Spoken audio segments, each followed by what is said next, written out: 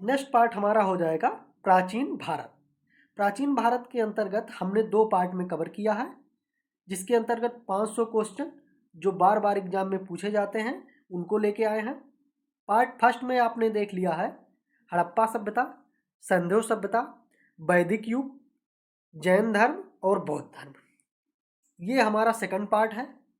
इसके अंतर्गत नेक्स्ट हम देखेंगे जैसे हर्यक वंश, शिशुनाग वंश, नंद वंश, मौर्य वंश, शुंग वंश, कर्ण वंश, गुप्ता डायनेस्टी को, इन सारी चीज़ों को हम इसमें कवर करेंगे। इस पार्ट के अंतर्गत हम मोस्ट इम्पॉर्टेंट जो 250 क्वेश्चन बचे हैं उनको कवर करेंगे, अर्थात पार्ट 1 और पार्ट 2 दोनों मिला के प्राचीन इतिहास के 500 क्वेश्चन जो हैं जो बार बार एग्जाम में पूछे गए हैं वो कंप्लीट करेंगे।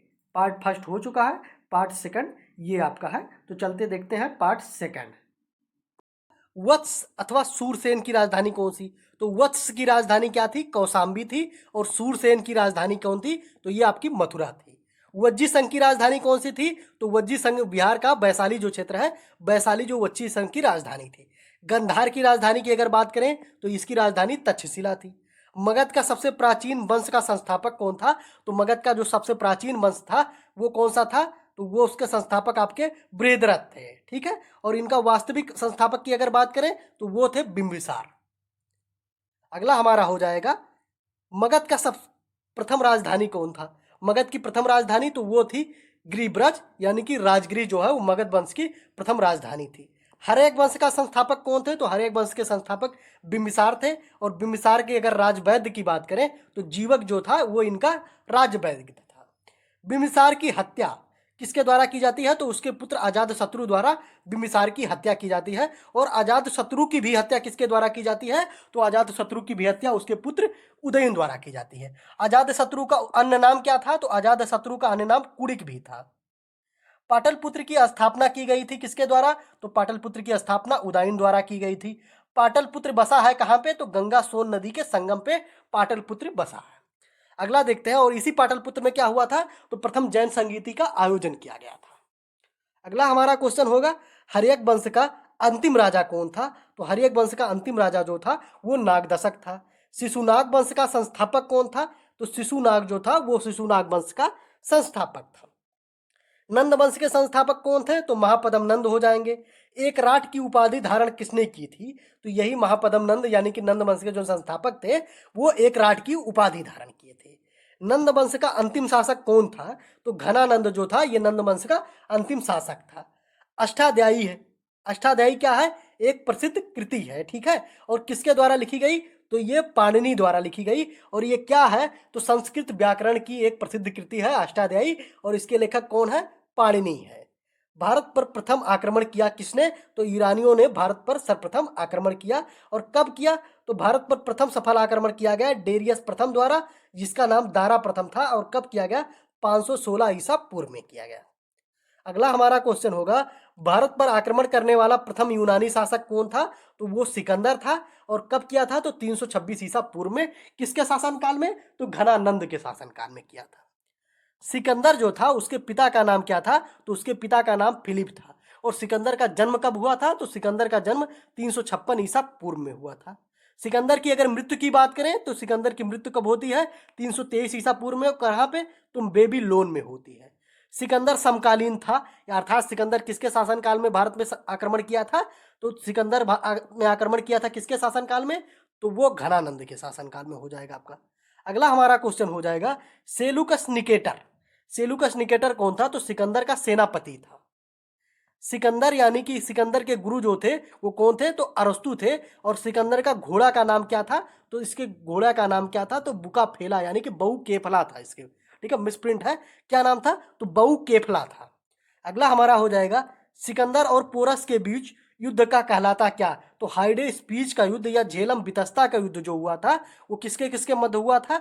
तो सिकंदर और पोरस के मध्य हुआ था। अगला हम देखते हैं मौर्य वंश का संस्थापक कौन थे? तो मौर्य वंश के संस्थापक चंद्रगुप्त मौर्य थे। और मौर्य वंश की अगर प्रचलित मुद्रा कौन थी? तो वो आपकी पण थी। ठीक है। सुदर्शन झील का निर्माण किसके द्वारा किया गया? तो चंद्रगुप्त मौर्य द्वारा किया गया। और यही मौर्य वंश के कौन से संस्थापक थे? अगला हमारा होगा चंद्रगुप्त मौर्य जो थे वो किसके अनुयायी थे, तो वो जैन धर्म के अनुयायी थे। और चंद्रगुप्त मौर्य जैन धर्म की दीक्षा किसके ली थी, तो जैन धर्म में जो दिगंबर संप्रदाय के थे, ठीक है, भद्रबाहु यानी कि जो नग्न रहते थे, जैन धर्म के दो संप्रदायों में विभाजित था, श्वेतांबर और दिगंबर।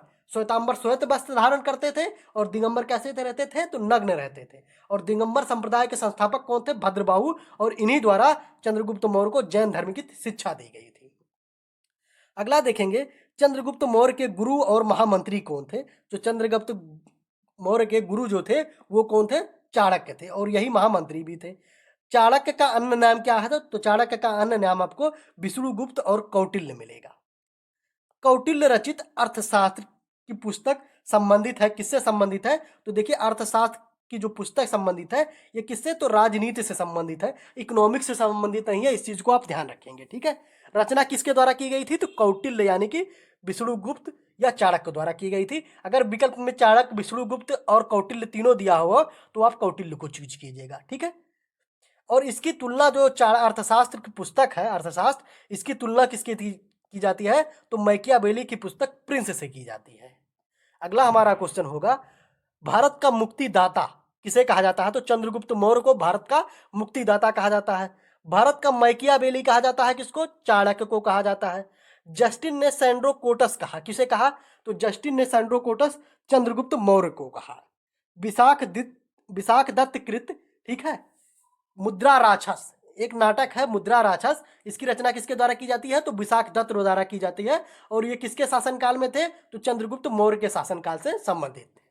अगला हमारा हो जाएगा चंद्रगुप्त मौर्य के दरबार में आने वाला प्रसिद्ध यूनानी शासक कौन था, तो वो आपका मेगास्थनीज था। और इसने एक पुस्तक लिखी थी, कौन थी, तो इंडिका नामक पुस्तक लिखी थी। और मेगास्थनीज कौन था, तो ये सेलुकस निकेटर का राजदूत था, ठीक है, सेलुकस निकेटर का राजदूत था। और किसके शासनकाल में भारत आया था, तो चंद्रगुप्त मौर्य के दरबार में भारत आया था। और इसने कौन सी पुस्तक की रचना की, तो मेगास्थनीज ने पुस्तक की रचना की। इसकी पुस्तक का नाम था इंडिका।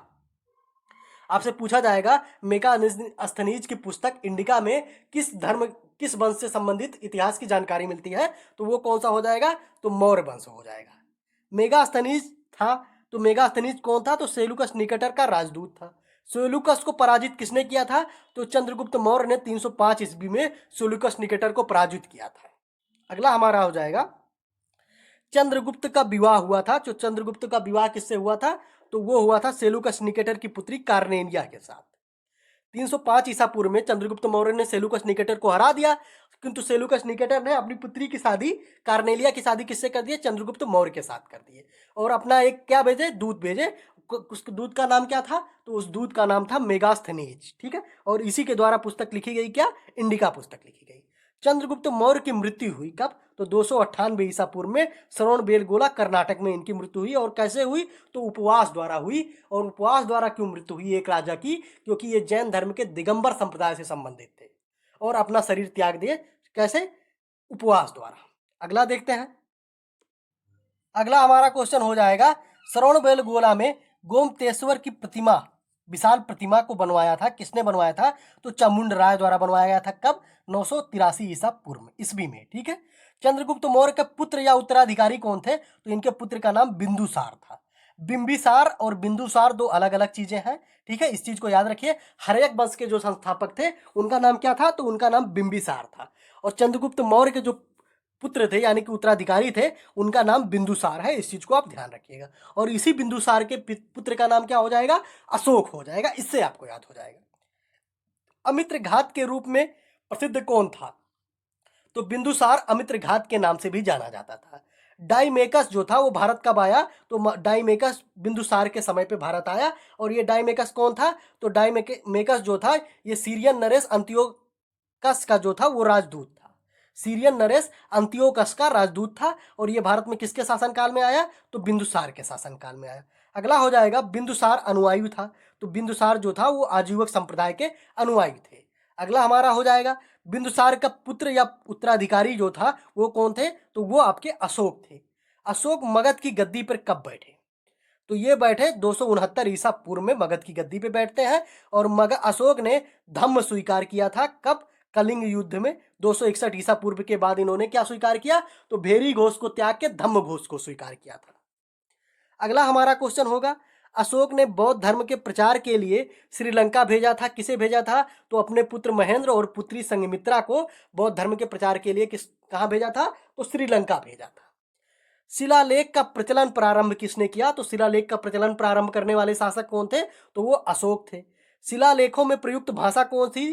तो वो प्राकृत भाषा थी। शिलालेखों में अगर प्रयुक्त भाषा की बात की जाए तो जो भारत में थी वो प्राकृत भाषा में। शिलालेखों में टोटल भाषाएं कितनी थी? तो टोटल 4 प्रकार की भाषाएं प्रयुक्त की गई थी। कौन कौन सी थी? तो ब्राह्मी, खरोष्टी, ग्रीक और अरमाइक। और इसमें सर्वाधिक जो शिलालेख जारी किए गए थे वो किस भाषा में थे? तो वो ब्राह्मी भाषा में थे।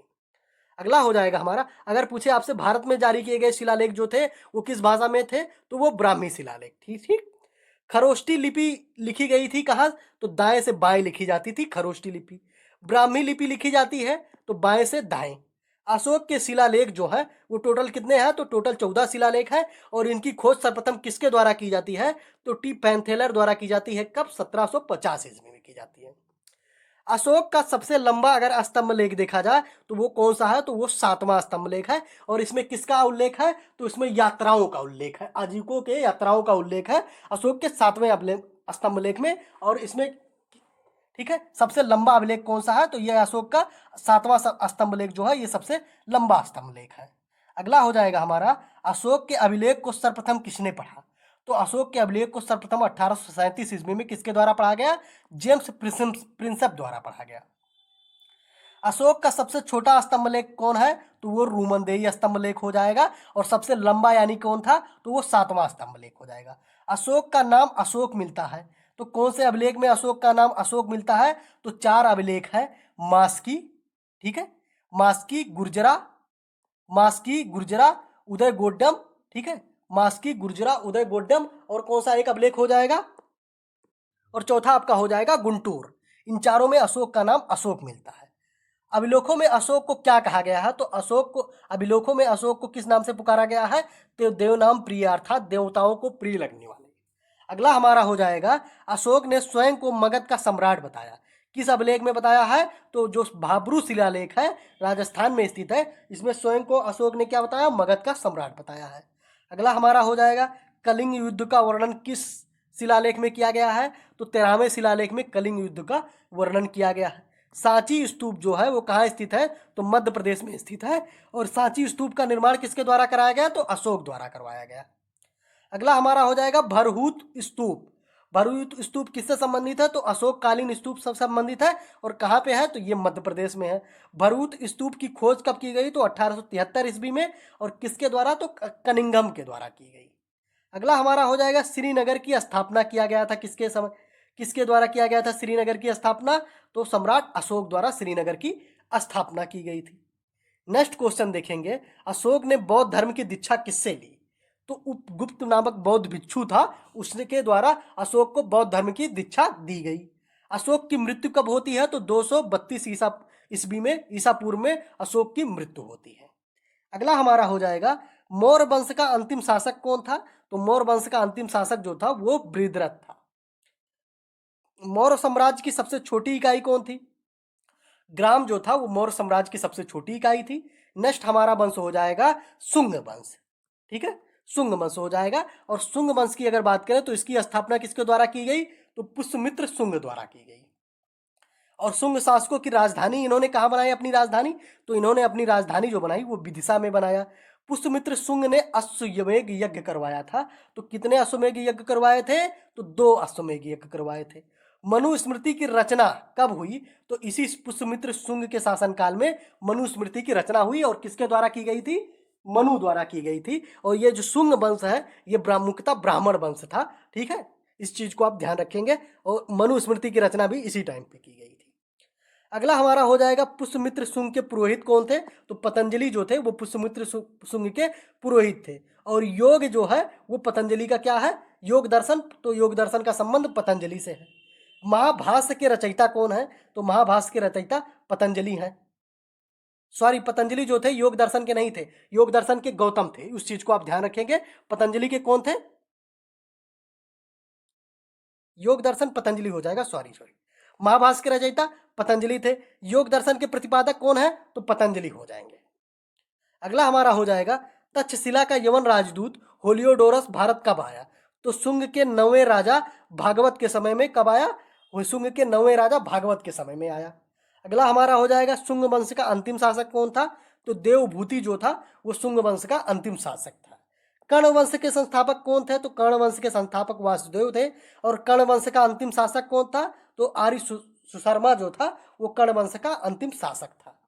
अगला हमारा हो जाएगा सातवाहन जो आंध्र वंश के नाम से जाना जाता है। तो सातवाहन वंश के संस्थापक कौन थे? तो जो सिमुक था वो सातवाहन वंश का संस्थापक था। सातवाहन वंश की राजधानी कौन थी? तो राजधानी प्रतिष्ठान थी। और ये कहाँ स्थित है? तो ये महाराष्ट्र में स्थित है। और इसके महानतम शासक कौन थे सातवाहन वंश के? तो गौतमी पुत्र सतकर्णी जो थे वो सातवाहन वंश के महानतम शासक थे। अगला देखते हैं, ये जो वंश है अभी आपको मैं वंश याद कराने का एक ट्रिक दे दूंगा, ठीक है, थोड़ा सा 2-3 ट्रिक दे दूंगा प्राचीन इतिहास से रिलेटेड, जो आपको वंश एक क्रम से याद हो जाएगा। अगला हमारा हो जाएगा, अगला हमारा क्वेश्चन होगा सीसा का सिक्का चलवाया था किसने? तो सातवाहनों द्वारा शीशे का सिक्का चलवाया गया था। ब्राह्मणों को भूमि अनुदान देने की परंपरा की शुरुआत किसने की? तो सातवाहन शासकों ने की। सातवाहनों की जो भाषा और लिपि थी, तो सातवाहनों की भाषा जो थी वो प्राकृत थी और लिपि कैसी थी? तो लिपि इनकी ब्राह्मी लिपि थी। कलिंग यानी कि उड़ीसा के चेदी राजवंश का संस्थापक कौन था? तो ये महामेघवाहन जो था वो चेदी राजवंश के संस्थापक थे। अगला क्वेश्चन देखते हैं, चेदी वंश का शक्तिशाली शासक कौन था? तो वो आपका खारबेल था। खारबेल का संबंध किस वंश से है? तो चेदी वंश से है। इस चीज को आप ध्यान रखिए। हाथी गुम्फा अभिलेख उत्कीर्ण करवाया था तो किसने के द्वारा करवाया गया था? तो कलिंग नरेश खारबेल द्वारा करवाया गया था। अर्थात हाथी गुम्फा अभिलेख का संबंध किस वंश से है? तो चेदी वंश से हो जाएगा। अगला हमारा क्वेश्चन होगा, हाथी गुम्फा शिलालेख स्थित है कहाँ पे? तो उदयगिरी की पहाड़ी में। और कहाँ पे? उड़ीसा यानी कि भुवनेश्वर में स्थित है। अगला क्वेश्चन देखते हैं, भारत पर आक्रमण करने वाला प्रथम विदेशी कौन था?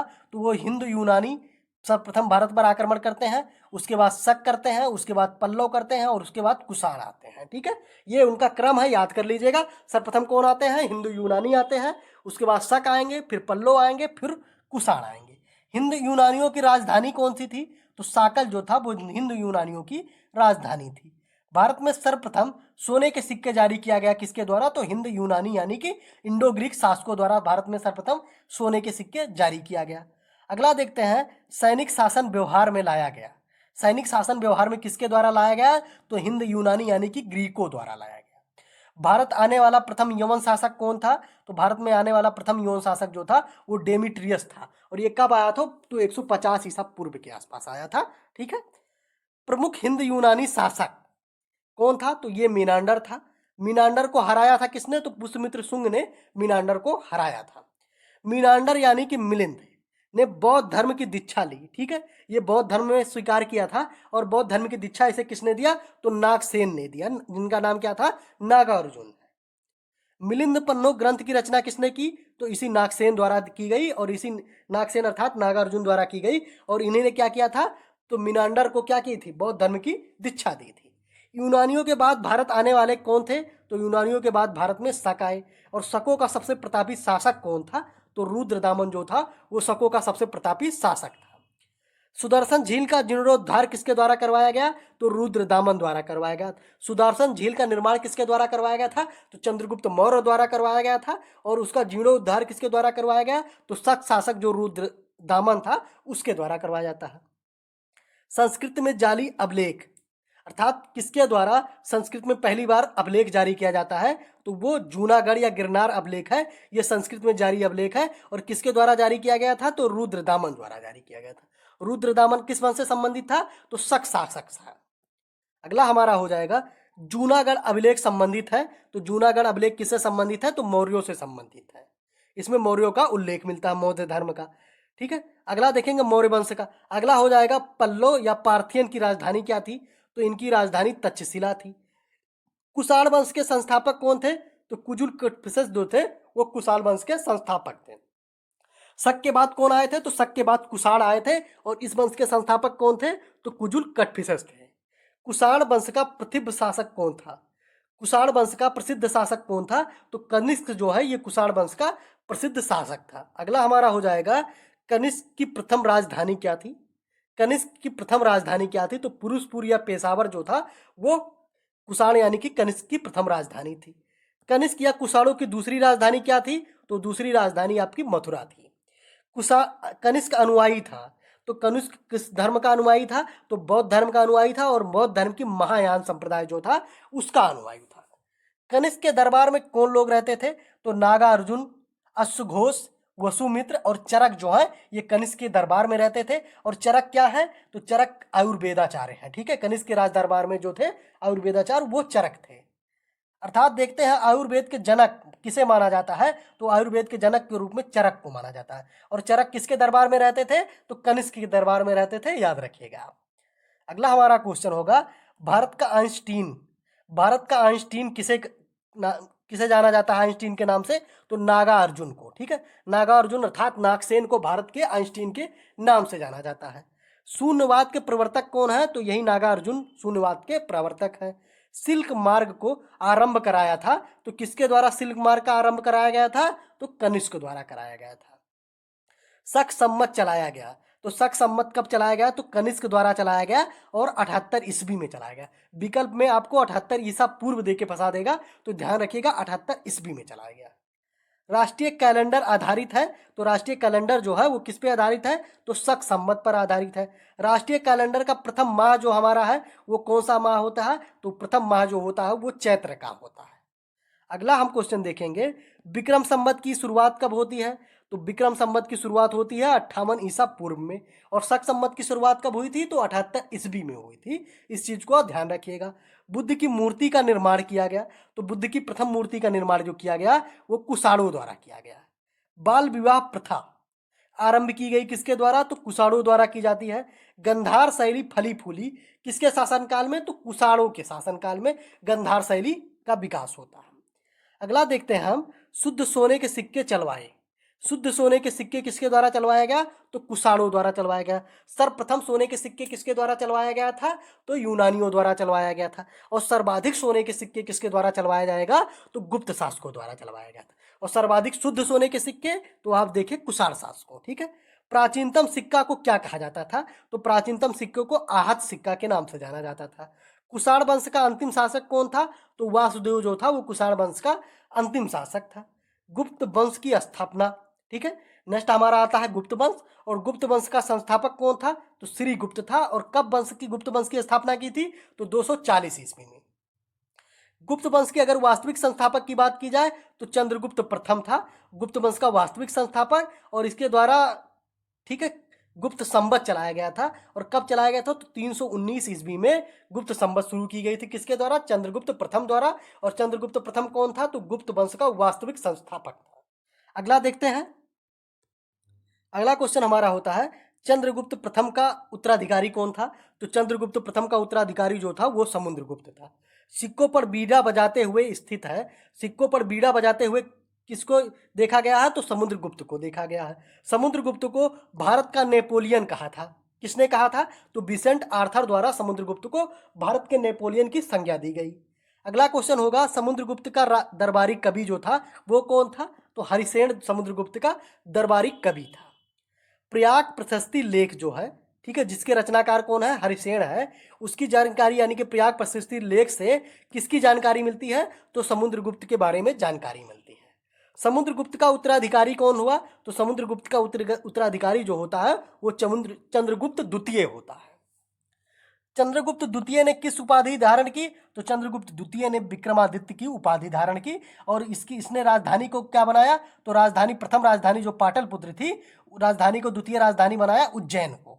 ठीक है, और विक्रमादित्य उपाधि धारण करने वाले टोटल कितने शासक थे? तो टोटल 14 शासक थे। और उसमें सर्वाधिक महान विक्रमादित्य उपाधि धारण करने वाला कौन शासक था? तो चंद्रगुप्त द्वितीय था। अगला हमारा क्वेश्चन होगा, आर्यभट्ट, कालिदास, धन्वंतरी, बरामिहिर, सुश्रुत और क्षणपक ये किसके दरबार में रहते थे? तो चंद्रगुप्त द्वितीय के दरबार में रहते थे। चंद्रगुप्त द्वितीय का दो आयुर्वेदाचार्य थे वो कौन थे? तो धन्वंतरी जो थे वो चंद्रगुप्त द्वितीय के आयुर्वेदाचार्य थे। अगला हमारा हो जाएगा वराहमिहिर या आर्यभट्ट। वराहमिहिर का संबंध किससे है? तो खगोलविद थे। और आर्यभट्ट जो थे वो कौन थे? तो वो गणितज्ञ थे। दशमलव प्रणाली का विकास कब होता है? तो दशमलव प्रणाली का विकास जो होता है वो गुप्ता डायनेस्टी यानी कि गुप्त काल में होता है। और किसके द्वारा किया जाता है? तो आर्यभट्ट द्वारा किया जाता है। मेघदूत कुमार संभव के रचनाकार कौन है? तो कालिदास है। कालिदास द्वारा लिखा गया था कौन सा? मेघदूतम कुमार संभवम। ठीक है, अगला हमारा हो जाएगा शल्य चिकित्सा के जनक किसे माना जाता है? तो सुश्रुत को शल्य चिकित्सा का जनक के रूप में जाना जाता है। गीत गोविंद के रचयिता कौन है? तो गीत गोविंद के रचयिता जयदेव है। पंचतत्व के लेखक कौन है? तो विष्णु शर्मा है। ठीक है, पंचतत्व के लेखक विष्णु शर्मा। और कब लिखा गया? तो गुप्त काल में पंचतत्व का लेखन किया गया। अगला देखते हैं, प्रसिद्ध चीनी यात्री जो था फाहियान, ये चंद्रगुप्त द्वितीय के शासनकाल में आया। कब आया? तो 5वीं शताब्दी में चंद्रगुप्त द्वितीय के शासनकाल में। बहुत इंपॉर्टेंट है। और फाहियान का जो यात्रा वृत्तांत था उसको किस नाम से जाना जाता है? तो उसको फो क्यू की के नाम से जाना जाता है। फा से फाहियान, फा से फो क्यू की के नाम से जाना जाता है फाहियान का यात्रा वृत्तांत। और किसके शासनकाल में आता है? तो ये चंद्रगुप्त द्वितीय के शासनकाल में आता है। और एक और चीनी यात्री आता है हर्षवर्धन। हर्षवर्धन किसके शासनकाल में आता है? तो हुएनसांग के शासनकाल में आता है, उसको भी आप ध्यान रखिएगा। अगला हो जाएगा, सर्वाधिक स्वर्ण मुद्राएं जारी की गई किसके द्वारा? तो गुप्त काल में जारी की गई। सबसे शुद्ध स्वर्ण मुद्रा जारी की गई थी किसके द्वारा? कुषाणों द्वारा जारी की गई थी। सबसे पहले स्वर्ण मुद्रा जारी की गई थी किसके द्वारा? तो यूनानियों द्वारा जारी की गई थी। अगला हमारा हो जाएगा, चांदी का सिक्का को सर्वप्रथम चलाया था किसने? तो चंद्रगुप्त द्वितीय ने शकों के विजय के उपलक्ष्य में चांदी के सिक्कों का प्रचलन किया था। अगला हो जाएगा हमारा, मेहरौली में स्थित राजा चंद्र के लौह स्तंभ को बनवाया था किसने? तो चंद्रगुप्त द्वितीय द्वारा बनवाया गया था। चंद्रगुप्त द्वितीय का उत्तराधिकारी कौन था? तो कुमार गुप्त जो था वो चंद्रगुप्त द्वितीय का उत्तराधिकारी था। और कुमार गुप्त या गोविंद गुप्त, ठीक है, इसका अन्य नाम गोविंद गुप्त है। और इसी के द्वारा नालंदा विश्वविद्यालय की स्थापना की गई थी, ये भी याद रखिएगा। ठीक है, अर्थात नालंदा विश्वविद्यालय की स्थापना किस वंश में की गई थी? तो गुप्त वंश में की गई थी। और गुप्त वंश के किस शासक द्वारा? तो कुमार गुप्त या गोविंद गुप्त द्वारा की गई थी। नालंदा विश्वविद्यालय की स्थापना कुमार गुप्त द्वारा की गई थी। नालंदा विश्वविद्यालय को ध्वस्त किसने किया था? तो बख्तियार खिलजी जो था, ये गौरी का सेनापति था। और इसी के द्वारा नालंदा विश्वविद्यालय को, ठीक है, क्या कर दिया गया था? ध्वस्त कर दिया गया था। अगला हमारा क्वेश्चन होगा, कुमार गुप्त प्रथम उत्तराधिकारी थे। कुमार गुप्त के प्रथम उत्तराधिकारी कौन थे? तो वह स्कंद गुप्त हो जाएंगे। हुड़ों का आक्रमण कब हुआ था? तो स्कंद गुप्त के शासनकाल में हुआ था। स्कंद गुप्त के बारे में अगर देखा जाए तो इनके संबंध में एकमात्र कथन जो सबसे बेहतरीन है, ठीक है, एक दो लाइन, तो वो हो जाएगा हुड़ आक्रमण का संबंध स्कंद गुप्त, सुदर्शन झील का पुनरुद्धार स्कंद गुप्त, और हुड़ों को पराजित किसने किया? तो स्कंद गुप्त। यानी कि दो कथन, हुड़ आक्रमण किसके शासनकाल में हुआ? स्कंद गुप्त के शासनकाल में हुआ। और सुदर्शन झील का पुनरुद्धार किसके द्वारा किया गया? तो वो भी स्कंद गुप्त द्वारा किया गया था। अगला देखते हैं हम, गुप्त वंश का अंतिम शासक कौन था? तो गुप्त वंश का अंतिम शासक जो था वो विष्णुगुप्त था। गुप्त काल की राजकीय भाषा क्या थी? तो गुप्त काल में देखिए, जो आम पब्लिक जो यूज करते थे वो कौन सी भाषा? तो प्राकृत भाषा की यूज करते थे। किंतु गुप्त काल की जो राजकीय भाषा थी वो संस्कृत थी। गुप्त काल में भूमि राजस्व दर क्या था? तो टोटल उपज का 1/6% भूमि राजस्व का दर था। प्राचीन भारत का स्वर्ण युग किसे कहा जाता है? तो गुप्त काल को प्राचीन भारत का स्वर्ण युग के नाम से जाना जाता है। मंदिर बनाने की कला का जन्म कब होता है? तो मंदिर बनाने की कला का जन्म भी गुप्त काल में होता है। गुप्तकालीन रजत यानी कि चांदी मुद्राएं क्या कहलाती थी? तो उनको रूपक के नाम से जाना जाता था। गुप्तकालीन जो स्वर्ण मुद्राएं थी उनको किस नाम से जाना जाता था? तो गुप्तकालीन स्वर्ण मुद्राओं को दीनार के नाम से जाना जाता था। मौर्य काल में जो मुद्राएं थी उनको किस नाम से जाना जाता था? तो उनको पर्ण के नाम से जाना जाता है। इसी के साथ याद कर लिए उसको भी। पुष्यभूति या वर्धन वंश के संस्थापक कौन थे? तो पुष्यभूति थे वर्धन वंश के संस्थापक थे। इनका वास्तविक नाम क्या था? तो इनका वास्तविक नाम जो था वो प्रभाकर वर्धन था। अगला हमारा क्वेश्चन होगा, प्रभाकर वर्धन के पुत्र कौन थे? तो हर्षवर्धन और राजवर्धन, ठीक है, ये प्रभाकर वर्धन के पुत्र थे। हर्षवर्धन का अगर अन्य नाम देखा जाए तो हर्षवर्धन का अन्य नाम शिलादित्य था। और इसने अपनी राजधानी को कहाँ बनाया था? तो इसने अपनी राजधानी को थानेश्वर में स्थापित किया था, हर्षवर्धन। और हर्षवर्धन थानेश्वर कहाँ है? तो कन्नौज में स्थित है। भूमि देने की सामंती जो प्रथा थी, ठीक है, उसको प्रारंभ किसके द्वारा की गई? तो हर्षवर्धन द्वारा की गई थी। चीनी यात्री हुएनसांग भारत कब आया? तो ये भारत 600 से ईस्वी में 606 ईस्वी में भारत आया और 647 ईस्वी तक भारत में रहा। अर्थात हर्षवर्धन का ये शासनकाल है। हर्षवर्धन शासनकाल में कब शुरुआत होती है? तो 606 ईस्वी से 647 ईस्वी तक, ठीक है। और हर्षवर्धन के शासनकाल में चीनी यात्री हुएनसांग भारत आया था। कब आया था? तो 630 ईस्वी के आसपास भारत आया था। और ह्वेनसांग का जो यात्रा वृत्तांत है उसको क्या इस नाम से जाना जाता है? तो ह्वेनसांग की जो लिखित पुस्तक है यात्रा वृत्तांत है उसको CUकी के नाम से जाना जाता है। यात्रियों में राजकुमार, नीति का पंडित और शाक्य मुनि किसे कहा जाता है? तो ह्वेनसांग को यात्रियों में राजकुमार, नीति का पंडित और शाक्य मुनि के नाम से जाना जाता है। हर्षवर्धन का दरबारी कवि कौन था? तो बाणभट्ट जो था ये हर्षवर्धन का दरबारी कवि था। अगला देखते हैं। अगला हमारा क्वेश्चन होगा हर्षचरित और कादंबरी के रचयिता कौन है? तो ये बाणभट्ट है। और ये बाणभट्ट कौन थे? तो हर्ष के दरबारी कवि थे, हर्षवर्धन के दरबारी कवि थे। हर्षवर्धन प्रत्येक 5 वर्ष बाद धार्मिक सम्मेलन आयोजित करता था। कहाँ पे? तो प्रयाग में। और कौन से सम्मेलन में स्वयं शामिल हुआ था? तो जो 6वां धार्मिक सम्मेलन था उसमें ये स्वयं शामिल हुआ था। अगला हमारा हो जाएगा हर्षवर्धन के काल में भूराजस्व की दर क्या थी? तो 1/6 थी। और गुप्ता काल में भी भूराजस्व की दर क्या थी? तो वो भी 1/6 थी। पुलकेशिन द्वितीय ने हर्षवर्धन को 634 ईस्वी में कहाँ पराजित किया? तो नर्मदा नदी के तट पे पराजित किया था। हर्षवर्धन को किसने पराजित किया? तो पुलकेशिन द्वितीय द्वारा हर्षवर्धन को पराजित किया गया था। किस नदी के तट पे? तो नर्मदा नदी के तट पे। भारत का अंतिम हिंदू सम्राट के नाम से जाना जाता है? तो हर्षवर्धन को भारत का अंतिम हिंदू सम्राट के नाम से जाना जाता है।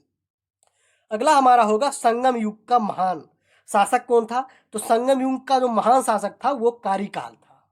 संगम का अर्थ क्या है? तो कवियों की गोष्ठी या सभा जो है वो संगम का अर्थ है। भारत में प्रथम और तृतीय संगम कहाँ हुआ था? तो वो आपका मदुरई में हुआ था। द्वितीय संगम कहाँ होता है? तो कपाटपुरम में होता है, यानी कि अलवई में। अगला हमारा होगा प्रथम संगत के अध्यक्ष। जो प्रथम संगम था उसकी अध्यक्षता किसके द्वारा की गई थी? तो अगस्त ऋषि द्वारा की गई थी। द्वितीय संगम की अध्यक्षता किसके द्वारा की गई थी? तो अगस्त ऋषि द्वारा की गई थी। और प्रथम संगम कहाँ हुआ था? तो मदुरई में हुआ था, याद रखिएगा आप। तृतीय संगम के अध्यक्ष कौन थे? तो नक्कीरर जो है वो तृतीय संगम के अध्यक्ष थे। तीनों संगमों का आयोजन किया गया था तो पांड्य राजाओं द्वारा, ठीक है, पांड्य राजाओं के संरक्षण में तीनों संगमों का आयोजन किया गया था। अगला हमारा होगा संगम साहित्य को किन तमिल प्रदेशों का विवरण प्राप्त होता है? संगम साहिल में किन तमिल प्रदेशों का विवरण प्राप्त होता है? तो चोल, चेर और पांडव का विवरण किसमें प्राप्त होता है? तो संगम साहित्य में। चोल राज्य का प्रमुख शासक कौन था? तो कारिकाल जो था वो चोल राज्य का प्रमुख शासक था।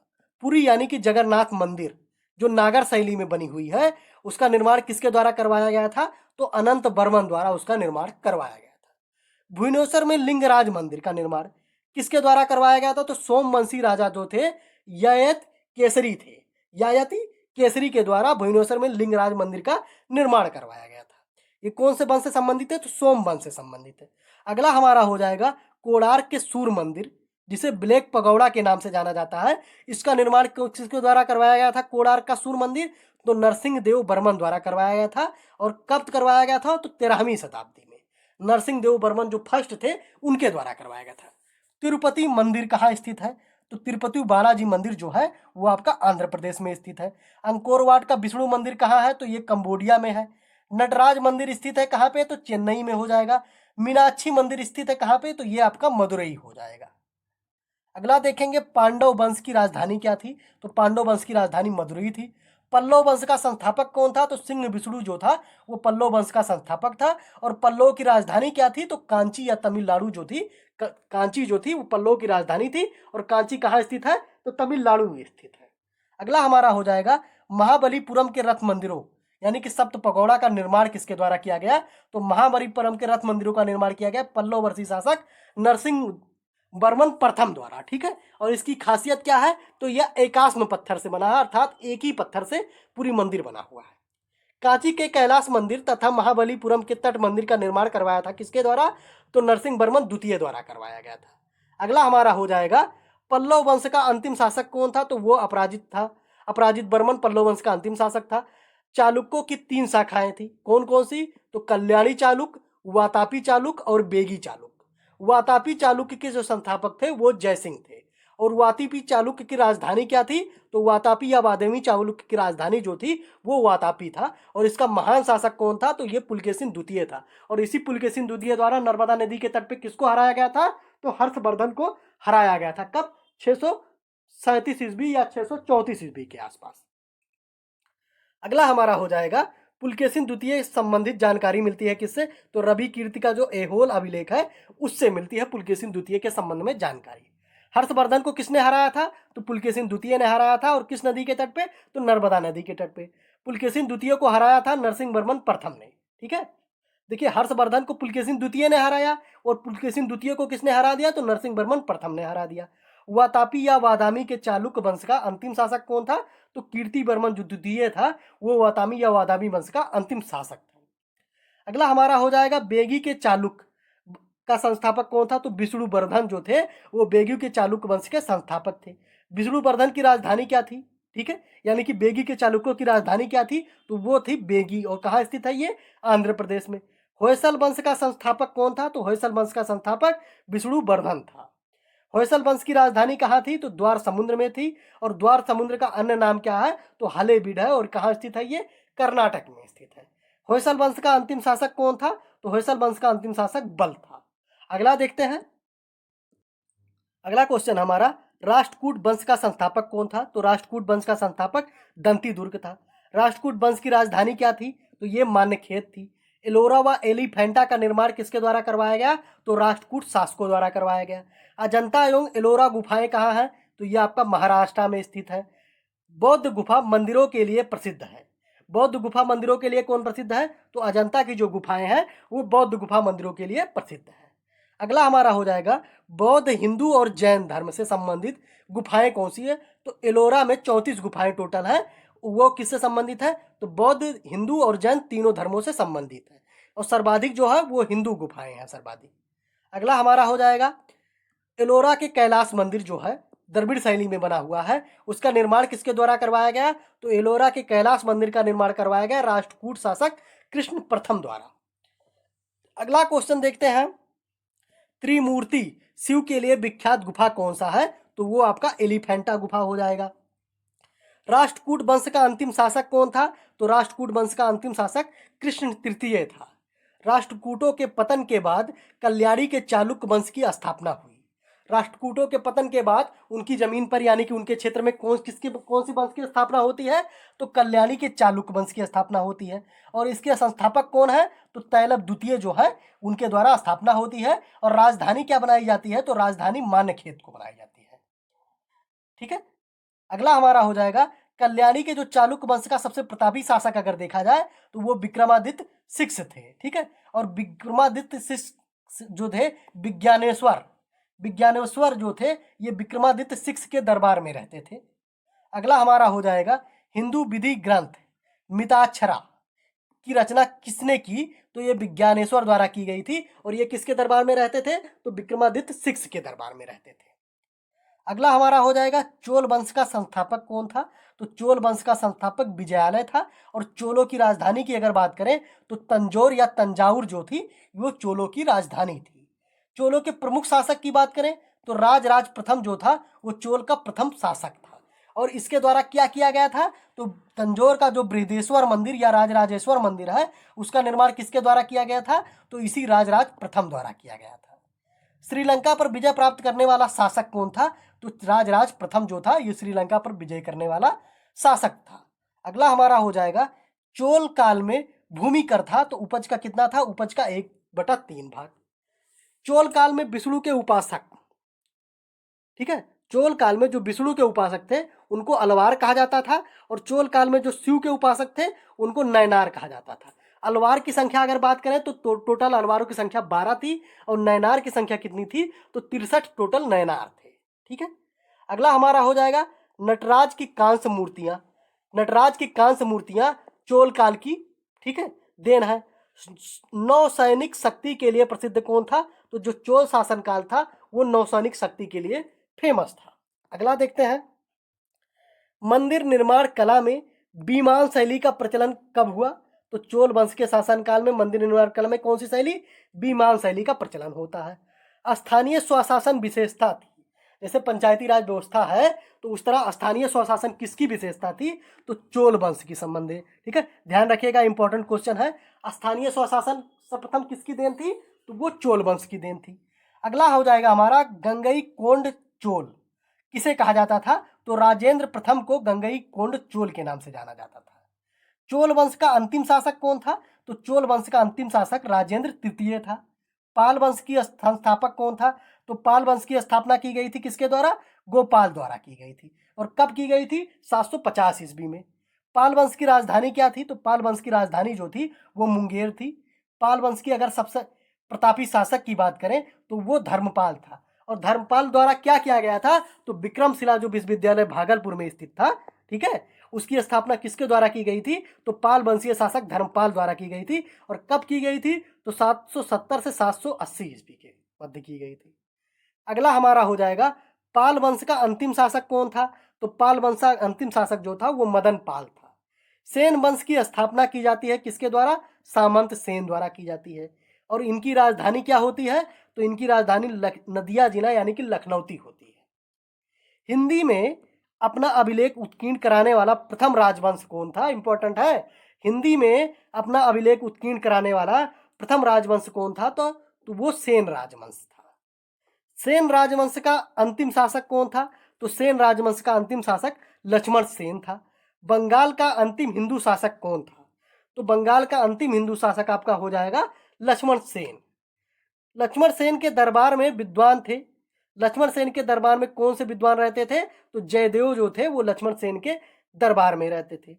अगला हमारा हो जाएगा लोहार वंश। और लोहार वंश के संस्थापक कौन थे? तो संग्राम राज लोहार वंश के संस्थापक थे। और हर्ष शासक था किससे? तो लोहार वंश का शासक था हर्ष। हर्ष का दरबारी कवि कौन था? तो कल्हड़ जो था वो हर्ष का दरबारी कवि था। और हर्ष का संबंध किससे है? लोहार वंश से है। इस चीज को आप ध्यान रखिएगा। अगला हमारा हो जाएगा कश्मीर के इतिहास के दरबार बारे में जानकारी मिलती है किससे? तो कल्हड़ रचित राज तरंगड़ी है। राज तरंगड़ी किसके द्वारा रचित की गई? तो कल्हड़ द्वारा। और कल्हड़ किसके दरबार में रहते थे? तो हर्ष के दरबार में रहते थे। हर्ष का किस संप्रदाय से संबंधित थे? किस वंश से संबंधित थे? तो लोहार वंश से संबंधित थे। ठीक है, तो कल्हड़ किसके द्वारा रचित की गई? तो राज तरंगरी द्वारा रचित की गई। और इससे किसकी जानकारी मिलती है? तो कश्मीर के इतिहास के बारे में जानकारी मिलती है। लोहार वंश के अगर अंतिम शासक की बात करें तो लोहार वंश का अंतिम शासक कौन था? तो जय सिंह जो था वो लोहार वंश का अंतिम शासक था। अगला देखते हैं। अगला क्वेश्चन हमारा होगा गुर्जर प्रतिहार वंश का संस्थापक कौन था? तो नागभट्ट प्रथम जो था वो गुर्जर प्रतिहार वंश का संस्थापक था। दिल्ली नगर की स्थापना की थी किसने? तो तोमर नरेश अनंगपाल द्वारा 11वीं शताब्दी में दिल्ली नगर की स्थापना की गई। नेक्स्ट क्वेश्चन देखेंगे गुर्जर प्रतिहार वंश का अंतिम शासक कौन था? तो गुर्जर प्रतिहार वंश का अंतिम शासक यशपाल था। गढ़वाल वंश का संस्थापक कौन था? तो चंद्रदेव जो थे वो गढ़वाल वंश का संस्थापक थे। गढ़वाल वंश का अंतिम शासक कौन था? तो जयचंद था। 1194 ईस्वी में चंदावर का युद्ध होता है। और किसके किसके मध्य लड़ा जाता है? तो राजा जयचंद को और मोहम्मद गौरी के मध्य लड़ा जाता है, जिसमें जयचंद की पराजय होती है। और इसी चंदावर 1194 ईस्वी में चंदावर के युद्ध में क्या होती है? राजा जयचंद की मृत्यु हो जाती है। और राजा जयचंद किस वंश से संबंधित थे? तो गहलवाल वंश से संबंधित थे। चौहान वंश का संस्थापक कौन थे? तो वासुदेव जो थे वो चौहान वंश के संस्थापक थे। अजमेर नगर की स्थापना और अपनी राजधानी बनाया था किसने? तो चौहान वंश के शासक अजय राज द्वारा अजमेर नगर की स्थापना की गई थी और अपनी राजधानी बनाई गई थी। अगला हमारा हो जाएगा चौहान वंश का अंतिम शासक कौन था? तो चौहान वंश का अंतिम शासक पृथ्वीराज तृतीय था, जिनका अन्य नाम क्या था? तो पृथ्वीराज चौहान या राय पिथौरा के नाम से जाने जाते थे। पृथ्वीराज चौहान के राजकवि कौन थे? तो चंद्रबरदाई जो थे वो पृथ्वीराज चौहान के राजकवि थे। और इनके द्वारा कौन सी रचना की गई? किसकी रचना की गई? तो पृथ्वीराज रासो की रचना किसके द्वारा की जाती है? तो चंद्रबरदाई द्वारा की जाती है। अगला हमारा क्वेश्चन होगा पृथ्वीराज चौहान ने मोहम्मद गौरी को हराया था तो किसमें? तो तराइन का प्रथम युद्ध होता है 1191 ईस्वी में, जिसमें पृथ्वीराज चौहान ने मोहम्मद गौरी को हरा देते हैं। किंतु तराइन का दूसरा युद्ध होता है 1192 ईस्वी में, और इसमें क्या होता है? तो इसमें मोहम्मद गौरी द्वारा पृथ्वीराज चौहान को हरा दिया जाता है। अगला हमारा हो जाएगा परमार वंश। परमार वंश के अगर संस्थापक देखा जाए तो इसके संस्थापक उपेंद्र राज थे। और इसके प्रमुख शासक में अगर देखा जाए तो राजा भोज जो थे वो इसके प्रमुख शासक थे। कभी राज की उपाधि किसके द्वारा धारण की गई? तो कभी राज की उपाधि राजा भोज द्वारा धारण की गई। चंदेल वंश का संस्थापक कौन थे? तो नन्नुक द्वारा 831 ईस्वी में चंदेल वंश की स्थापना की जाती है। और इनकी प्रारंभिक राजधानी क्या थी? तो वो इनकी प्रारंभिक राजधानी कालिंजर थी, किंतु बाद में इनकी राजधानी खजुराहो हो जाती है। राजा धंग ने इनकी राजधानी को कालिंजर से कहाँ बनाया, तो खजुराहो बनाया था। चंदेल वंश के अगर प्रमुख राजा की बात करें तो राजा धंग जो थे ये चंदेल वंश के प्रमुख राजा थे, और इन्हीं के द्वारा क्या किया जाता है, तो चंदेल वंश की राजधानी को परिवर्तन किया जाता है। चंदेल वंश की राजधानी पहले कहाँ थी, कालिंजर थी, और बाद में राजधानी इनके द्वारा परिवर्तित कर कहाँ लाया गया, तो खजुराहो लाया गया था। खजुराहो मंदिर जो है उसका संबंध किससे है, तो उसका संबंध जैन धर्म से है, जैन धर्म के दिगंबर संप्रदाय से। इस चीज को आप ध्यान रखिएगा। कंदरिया महादेव मंदिर का निर्माण किसके द्वारा किया गया, तो इन्हीं राजा धंगदेव द्वारा किया गया। खजुराहो मंदिर का निर्माण किसके द्वारा किया गया, तो चंदेल यानी कि राजा धंग द्वारा किया गया। अगर आप राजा धंग दिया हुआ है तो उनके विकल्प में चूज करेंगे, और ये नहीं है तो चंदेल शासकों द्वारा। ठीक है। खजुराहो के मंदिर बना है, खजुराहो का जो मंदिर बना है किस शैली में बना है, तो वो नागर शैली में बना है। और इस मंदिर का, खजुराहो के मंदिर संबंध है किस धर्म से, तो जैन धर्म से संबंधित है। अगला हमारा हो जाएगा चंदेल वंश का प्रथम स्वतंत्र एवं सबसे प्रतापी शासक कौन था। तो चंदेल वंश का जो सबसे प्रथम और सबसे प्रतापी शासक था वो यशोवर्मन था। मिहिर कुल पराजित हुआ था किससे, तो यशोवर्मन द्वारा मिहिर कुल पराजित हुआ था। चंदेल वंश का आखिरी शासक कौन था, तो आखिरी शासक परमल जो था वो चंदेल वंश का आखिरी शासक था। अगला हमारा हो जाएगा आल्हा और उदल नामक दो बहादुर सेना नायक थे। ठीक है। किसके, तो परमल के दरबार में रहते थे। परमर्द देव यानी कि परमल का अन्य नाम क्या था, परमर्द देव था, उसके दरबार में रहते थे। नेक्स्ट हमारा हो जाएगा सोलंकी वंश के संस्थापक कौन थे, तो मूल राज प्रथम जो थे वो सोलंकी वंश के संस्थापक थे। सोलंकी वंश की राजधानी क्या थी, तो सोलंकी वंश की राजधानी जो थी वो अनिलवाड़ थी। अगला हमारा हो जाएगा सोलंकी वंश के प्रमुख शासक कौन थे, तो सोलंकी वंश के प्रमुख शासक भीम प्रथम थे, जय सिंह सिद्धराज थे, और भीम द्वितीय, ये सोलंकी वंश के प्रमुख शासक थे। महमूद गजनी जिसने सोमनाथ मंदिर पर आक्रमण किया, कब किया, 1025 ईस्वी में, और किसके शासन में किया, तो सोलंकी वंश के शासक भीम प्रथम के शासनकाल में किया था। अगला हमारा हो जाएगा दिलवाड़ा का प्रसिद्ध जैन मंदिर। ठीक है। किसके द्वारा बनवाया गया, तो भीम प्रथम के सामंत विमल शाह द्वारा बनवाया गया था दिलवाड़ा का प्रसिद्ध जैन मंदिर। नेक्स्ट हम देखेंगे सोलंकी वंश का अंतिम शासक कौन था, तो सोलंकी वंश का अंतिम शासक भीम द्वितीय था, जिसने 1178 ईस्वी में क्या किया था, तो मोहम्मद गौरी को हराया था। नेक्स्ट देखेंगे हम सिसोदिया वंश। सिसोदिया वंश के अगर प्रमुख शासक को देखा जाए तो महाराणा प्रताप का संबंध किससे है, सिसोदिया वंश से है। राणा कुंभा का संबंध किससे है, सिसोदिया वंश से है। और राणा संग्राम सिंह का संबंध भी सिसोदिया वंश से हो जाएगा। मेवाड़ पर शासन किसका था, तो मेवाड़ पर किसके द्वारा शासन किया जा रहा था, तो सिसोदिया वंश का शासन जो था वो मेवाड़ पर था। अगला देखेंगे मेवाड़ की राजधानी चित्तौड़ में विजय स्तंभ का निर्माण करवाया गया था किसके द्वारा, तो राणा कुंभा द्वारा करवाया गया था। कब, 1448 ईस्वी में। महाराणा सांगा ने इब्राहिम लोदी को पराजित किया था। ठीक है। महाराणा सांगा ने इब्राहिम लोदी को पराजित किया था कब, तो खतौली के युद्ध में 1518 ईस्वी।